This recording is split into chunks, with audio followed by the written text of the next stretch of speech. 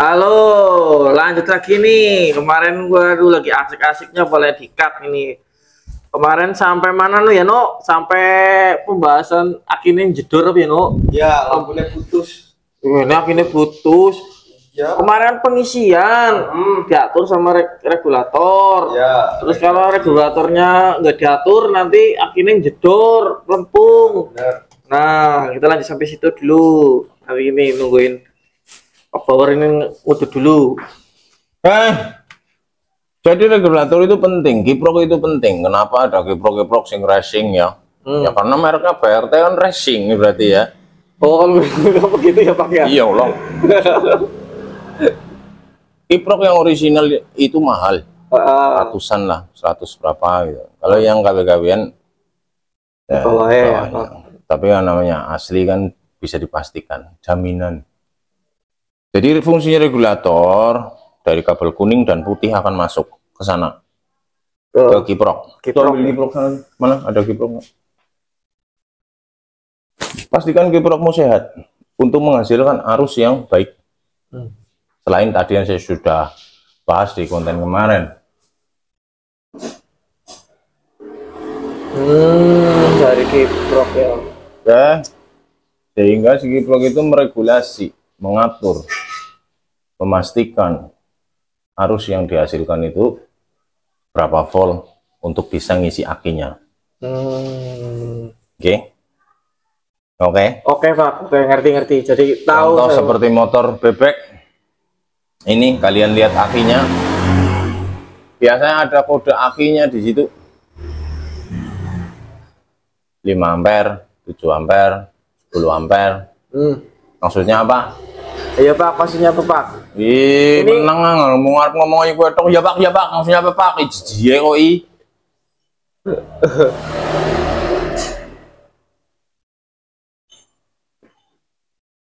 Ana ora no.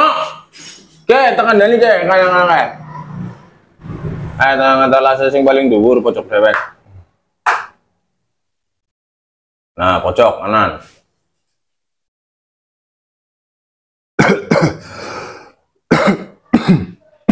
Inilah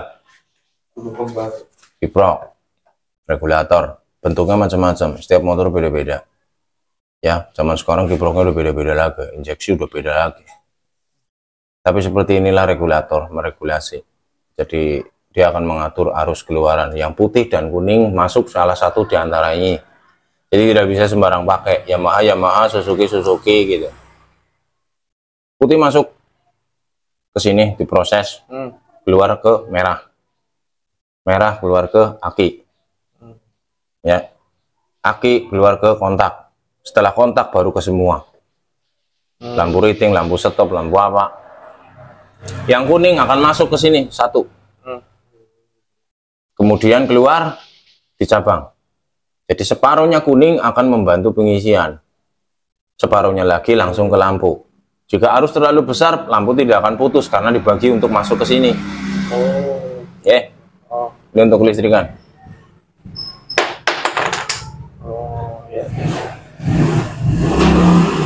Apalagi motor-motor yang punya arus DC yang pengapiannya berasal dari 12 volt. Regulator itu penting sekali. Betul? Iya, betul sih Pak. Karena si CDI biasanya ada range. Ada range, dia bisa bekerja. Biasanya tegangan antara 9 sampai 14 volt. Jadi jika akimu tidak sanggup suplai kepada CDI, mungkin hanya 9, nyala, tapi kurang optimal. Begitu. Paham? Paham. Juga jika arusmu terlalu besar, lebih dari 14 volt misal, nyala, mati, pecah, jedor, sangat mungkin. Karena ada komponen dalam CDI yang disebut regulator juga, untuk mengatur arus yang masuk. Gitu loh. Lama-lama si kiprok suplainya ini 15 volt, si CDI mampunya 12. Maka ada kerja tambah tuh di dalam CDI untuk mengatur jadi 12. Lama-lama kan dia rusak. Karena beban berlebih terus. Ya, jadi pertama, sehatkan dulu pengapianmu, sehatkan dulu kelistrikanmu. Oke. Ya. Ya. Yang kedua saya bahas untuk yang AC sama. Spool yang lain yang besar-besar ini akan masuk seperti yang DC tadi. Khusus yang ini, spool jalan, Ya. dia akan langsung masuk ke CDI. Di dalam CDI-nya akan diolah lagi, diproses lagi untuk langsung menghasilkan arus kepada kuil. Jadi kalau ini lemah, arus yang masuk ke CDI lemah, CDI ngirim ke kuil lemah, si kuil mengalih. Kuil itu kan pengalih tegangan. Yang biasanya arusnya 100 dia kali 10.000 misalnya, atau dia kali 1.000, jadi 100.000. Karena yang masuk ke kuil hanya 50.000, hanya 50 ya kali 100 ya cuma 50.000 gitu loh. Ngerti? Oh ya, ngerti Pak. Oh, bertanya gitu. Bingung cari pertanyaan kan? Enggak sih Pak. Apa cepetan ya? Kalau nggak bingung itu cepet, bingung itu lama, cakalan disit. Iya benar ya, bingung ya. Ya bingung, penyocot bapak. Oh berarti alah nyimpul nama rata kono Pak. Aku nih Pak. Ampleng sisan. Seandainya nih Pak, pengapian arus yang DC itu kan dibantu dengan aki, tahu saya Pak ya. Dibantu dengan aki, jangan suka nyimpulin sendiri, tadi saya sudah simpulkan. Pertanyaannya gini Pak, tak berubah lagi. Suwe lah sok, najis. Cepet ya. Iya bingung kok. Lah ngomong bingung mau gapak. Masalahnya ini penjelasannya detail banget. Jadi paham banget gitu loh Pak. Terus bingung. Kamu ada pertanyaan nggak? Ada Pak. Nah, misal kalau itu kan kalau jadi DC kan itu dari 40 biar nggak lebih dari 12 volt. Nah kenapa kok di CDI AC itu nggak dikasih regulasi langsung dari spool? Ada yang ngatur, ada namanya SCR, silikon kelalen. Ada silikon control rectifier. Pak ngerti SCR yang apa? Pak ngerti. Nonton searching. Ada di situ pertama kali dia arus yang dari spool itu ya. Itu kan semakin putaran tinggi semakin gede. Iya. Iya Pak. Ada di sana namanya ada elko-nya untuk membatasi, ada resistornya, ada tristornya, ada SCR-nya, silicon controlled rectifier, ada biasanya kalau CDI AC seperti itu tok. Kecuali CDI AC yang bukan racing, yang mahal, seperti di bawaan motor misal kayak Fish Air, Scorpio 125Z, itu udah pakai IC semua, termasuk CDI Supra, dia pakai IC program, pengapiannya semua diatur pakai IC. Kalau kamu bisa punya IC programmer, punya slotnya IC itu, kamu bisa program sendiri. CDI Supra mungkin kelihatan sepele ya, tapi sebenarnya CDI Supra itu pakai IC. Oh, segitunya Pak power tahunnya ya. Gila ya. Tapi dalam. Kalau nanti saya mau bongkar itu gudogan pengapian itu, saya buktiin kalau CDI Supra itu pakai IC. Asem, ternyata ya.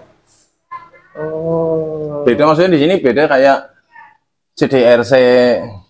Iya. Itu tanpa IC itu hanya isinya dioda 4 biji. IN 4001, IN 4007 ya kan, diodanya, SCR-nya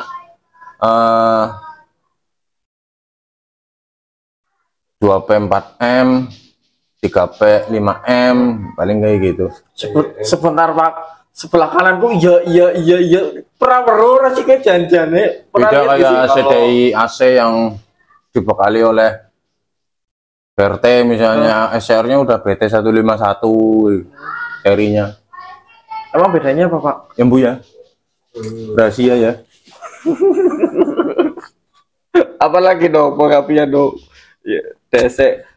Kalau berarti kalau misal pengapian DC arusnya nggak bener, berarti performanya juga nggak bener ya Pak ya? Pertanyaan apa menyimpulkan? Pertanyaan Pak. Jawabannya iya. Bagus. Pertanyaan orang mutu ya, jawabannya orang mutu. Gue menyimpulkan, bukan pertanyaan gue.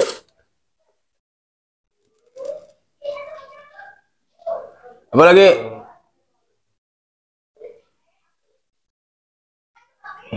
Mikir dalam ini.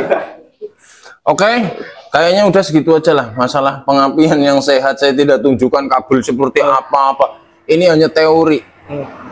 Ya, mungkin nanti ke depan jika ada bahan ya kita buatkan konten. Tapi ini hanya untuk teorinya kayak gitu. Pertanyaan saya untuk yang di rumah, yang sudah nonton. Pertanyaan saya yang sudah di rumah.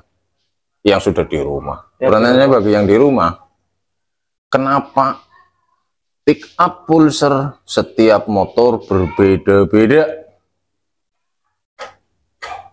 Ada yang panjang, ada yang pendek, ada yang nggak pakai, ada yang tidak pakai pick up. Ya.